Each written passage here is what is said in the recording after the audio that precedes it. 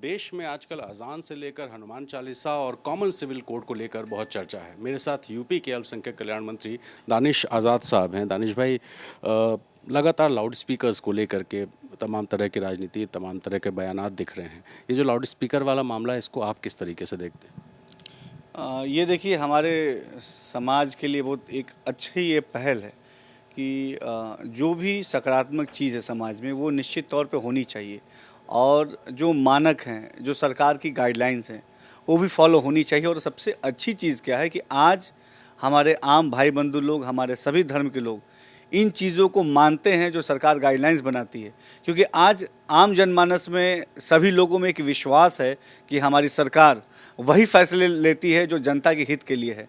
और जब हमने ये लाउड स्पीकर के लिए और ये ध्वनि प्रदूषण को देखते हुए जब हमने मानक बनाए, जब हमने गाइडलाइंस बनाई, तो सभी धर्मों के लोगों ने इनका स्वागत किया और हर धर्म के लोग इसको मान रहे हैं कि वाकई ये समाज के हित के लिए कदम है, और उस चीज़ को फॉलो कर रहे हैं। जगह जगह से लाउड स्पीकर्स जहां ऐसे थे उनके वॉल्यूम भी कम किए गए हैं, कहीं से हटाए भी गए हैं, और सभी धर्म के लोग आगे बढ़ के इस फैसले का स्वागत कर रहे हैं और इसमें मदद कर रहे हैं। दानिश भाई, लेकिन यूपी में तो कई जगहों पे हटाए गए। जो लोग खुद से इनिशिएट करके जिन्होंने हटाया, उनकी संख्या बहुत बड़ी है। लेकिन महाराष्ट्र में राज ठाकरे 3 तारीख का अल्टीमेटम दे रहे हैं और इसको लेकर के बहुत बयानबाजी कर रहे हैं। राज ठाकरे के बयान और यूपी के हालात, इन दोनों को किस तरह? देखिए, मैं अपने उत्तर प्रदेश की बात करूंगा कि उत्तर प्रदेश में जब हमारे माननीय मुख्यमंत्री जी के दिशा निर्देशन पे हम सभी मंत्रीगण बैठे थे और इस तरह के फैसले हुए, और जब ये फैसला हमने गाइडलाइंस पब्लिक को दी, तो उत्तर प्रदेश के हर कोने से इस फैसले का सपोर्ट हुआ, इस फैसले को सपोर्ट मिला। और हर धर्म, जैसे मैंने बताया कि हर धर्म के लोगों ने बड़ी संख्या में खुद वॉल्यूम या तो कम कर दिया या अननेसेसरी ऐसे लाउड स्पीकर से उसको हटा दिया, और सभी धर्मों के लोगों ने एक महान मिसाल पेश की है उत्तर प्रदेश में, और पूरे देश के लोगों को लिए कि मिसाल है कि उत्तर प्रदेश एक ऐसा प्रदेश आज बन चुका है जो विकास और तरक्की की बात करता है, जो उन्नति की बात करता है, जो सही फैसले होते हैं उसका स्वागत करता है, उसमें आगे बढ़ चढ़ के हिस्सा लेता है। और इस उत्तर प्रदेश को उत्तम प्रदेश बनाने में हमारी जनता आज एक महत्वपूर्ण भूमिका निभा रही है, और हम सब सकारात्मक भाव से आगे बढ़ रहे हैं और विकास की तरफ तेज़ी से हम आगे बढ़ रहे हैं। हमारी सरकार को पूरी सपोर्ट है, पूरा विश्वास है आम जनता के मन में हमारे सरकार के लिए, हमारे पार्टी के लिए, और उनके इस विश्वास को, उनके इस प्यार को हम काम करके पूरा कर रहे हैं। यूपी में भी कॉमन सिविल कोड को लेकर के बात आई कि यहाँ भी लागू किया जाएगा, और साथ ही बीजेपी शासित जितने भी राज्य हैं वो सब कह रहे हैं कि कॉमन सिविल कोड को लेकर आगे बढ़ेंगे। उत्तराखंड भी उसमें शामिल है। लेकिन मुस्लिम पर्सनल लॉ बोर्ड वो सामने आता है, चिट्ठी लिखता है और कहता है कि ये मुसलमानों के ख़िलाफ़ है और हम मुसलमान इसको स्वीकार नहीं करेंगे। आपको लगता है कि मुसलमान कॉमन सिविल कोड को स्वीकार नहीं करेंगे? देखिए, आज समाज का हर तबका, चाहे वो किसी जाति, धर्म, मज़हब का हो, और ख़ास तौर पे अल्पसंख्यकों की बात करूँगा मैं, अपने मुसलमान साथियों की और तमाम अल्पसंख्यक लोगों की बात करूँगा।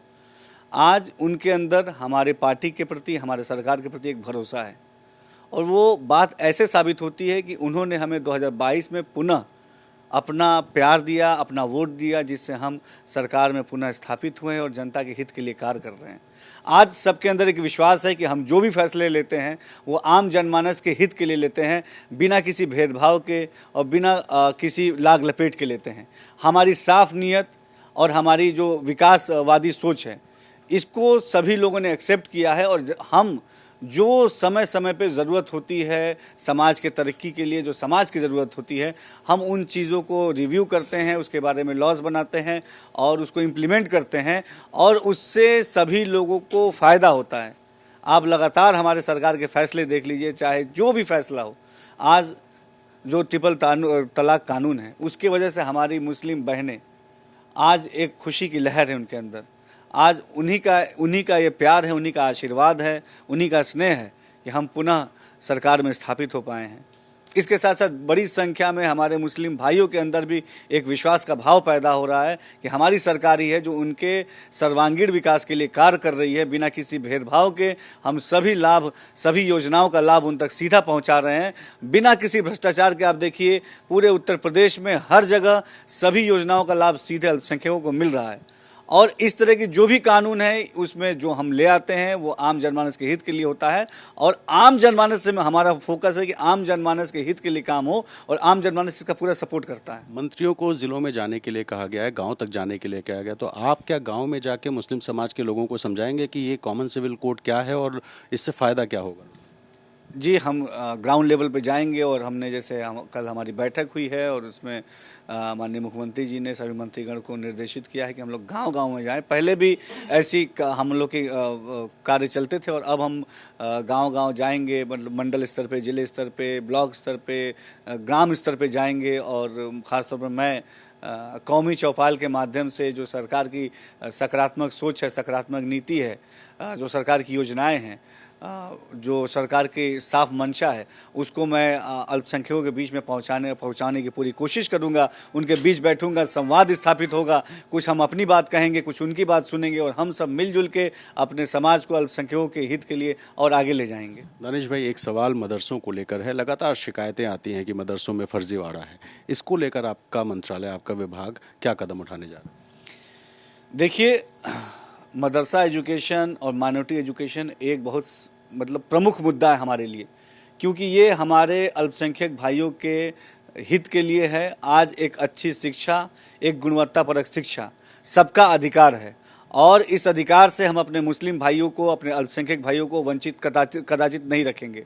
और जो भी इंस्टीट्यूट, जो भी मदरसा इसके साथ खिलवाड़ करेगा, उसके ऊपर सख्त से सख्त कार्रवाई होगी, क्योंकि हमारा मंशा है कि हमारे मुस्लिम युवा एक अच्छी पढ़ाई पढ़ सके, ताकि वो जीवन में आगे बढ़ें, अब समाज के निर्माण में अपना महत्वपूर्ण योगदान दें। जांच कराएंगे? जांच निश्चित तौर पे आम जनमानस, आम भाइयों के, आम साथियों से, आम जनता से जो भी शिकायत आती है, हम उसकी निष्पक्ष जांच कराएंगे, और जांच में दोषी जो भी पाया जाएगा उसके ऊपर सख्त से सख्त कार्रवाई होगी, क्योंकि भ्रष्टाचार मुक्त शिक्षा हमारा उद्देश्य है, हमारी प्राथमिकता है।